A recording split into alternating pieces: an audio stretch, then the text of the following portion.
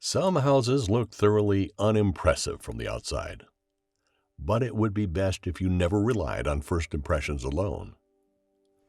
Do you think beautiful palaces and festive halls are reserved only for the rich? Splendor and magnificence can be found at the earliest in fairy tales, but wait, there are stories that life writes, however improbable they may seem to you. In Bryansk, located in the district of Klimov in Russia, such an unusual story begins. There stood a house. Outwardly, it differed little from the buildings in the neighborhood. At first sight, it looked almost desolate. A rickety fence next to a bright and scraped facade. Nothing special, you might think. But this house held a great secret. Imagine this desolate village hut, a small, rickety cottage that leaves you speechless when you enter it. Forget the crumbling plaster and the slightly old-fashioned flair. The contrast between this house's outside and inside was quite remarkable. We humans, after all, tend to think in stereotypes. Clichés are part of life. Such clichés, however, can make you feel a poor hut is poor. On the outside, the plaster is crumbling, so you would think that on the inside the furnishings are just about fit for the junkyard.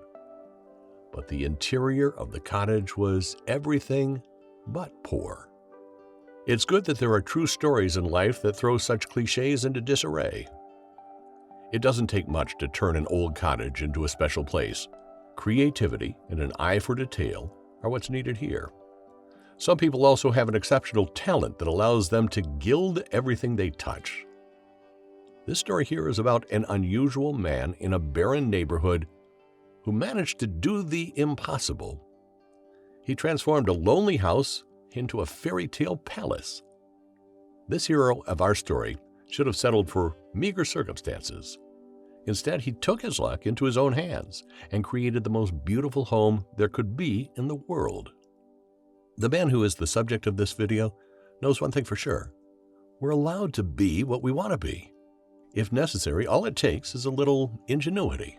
One could almost feel sorry for Agulov Vladimir Filipovich, the inhabitant of the simple hut with an unusual interior.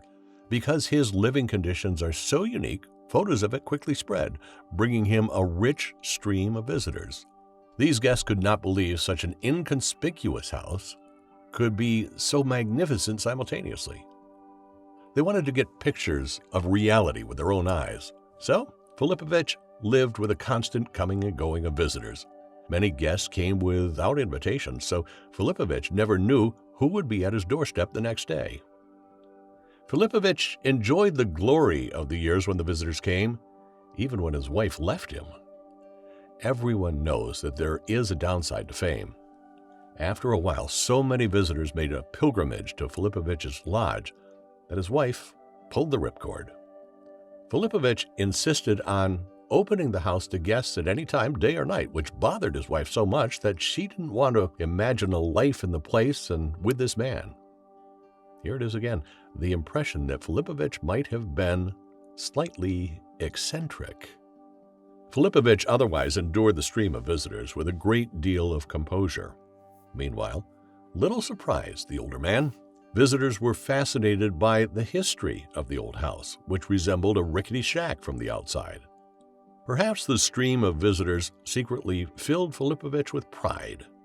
Whoever set such a high value on such a unique interior is eccentric.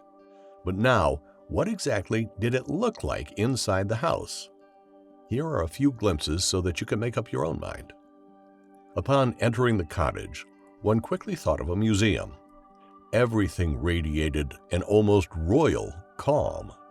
Right in the entrance area, an old master painting is enthroned in an expensive frame. The floor is of the best quality, and you can see that immediately, certainly not cheap. Its unique feature was the handmade decorations and carvings.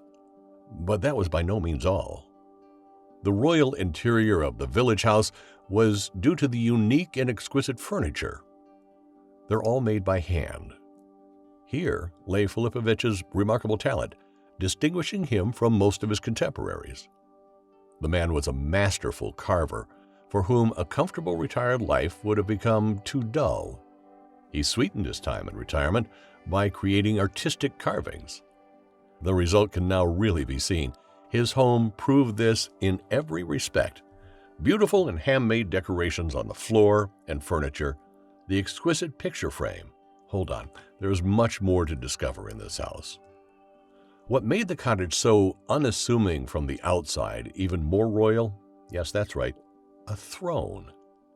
You may stumble over this detail, but Filipovich lived like a king in his humble abode. At least he had provided a royal seat for himself. The throne was perhaps the masterpiece of this man who, by the way, was self-taught. He had taught himself how to carve and how to build furniture. The guests were pleased. They loved to pose for a photo on the throne. The throne was a copy of Catherine the Great's throne. Only the size differed slightly. Filipovich's version was smaller. But what prompted Filipovich to seek out this particular creative hobby? Filipovich has no special education. In fact, he attended elementary school for only 4 full years. This is the most fantastic thing about him. His talent comes out of nowhere. He has an excellent preference for using lime wood for his carvings.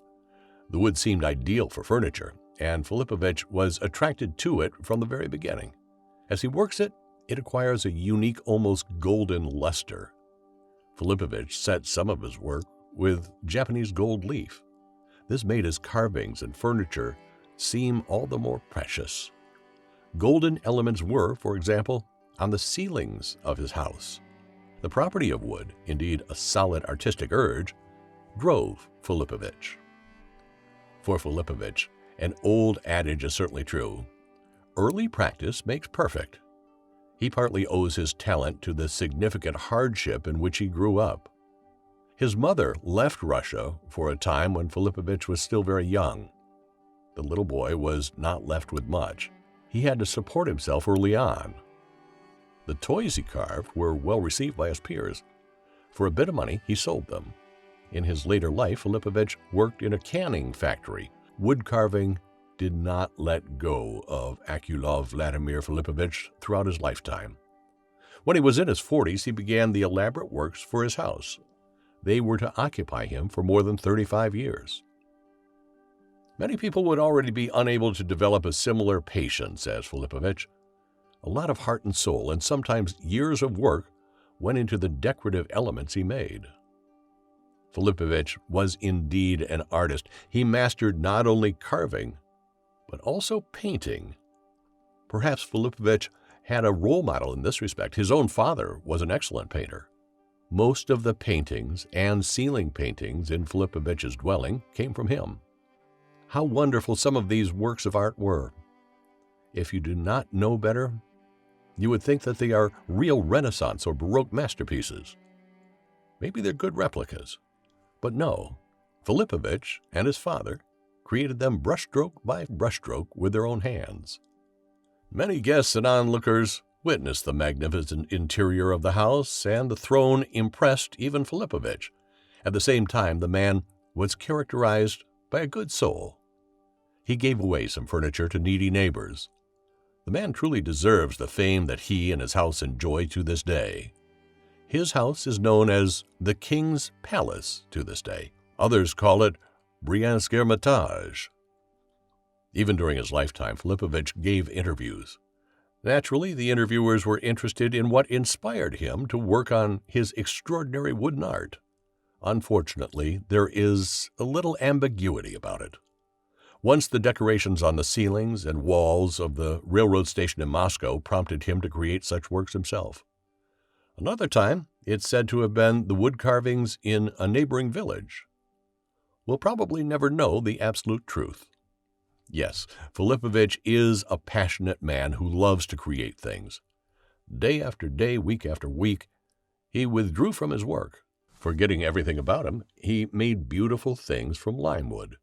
Unfortunately, the self-taught Filipovich could not pass on his knowledge in his life.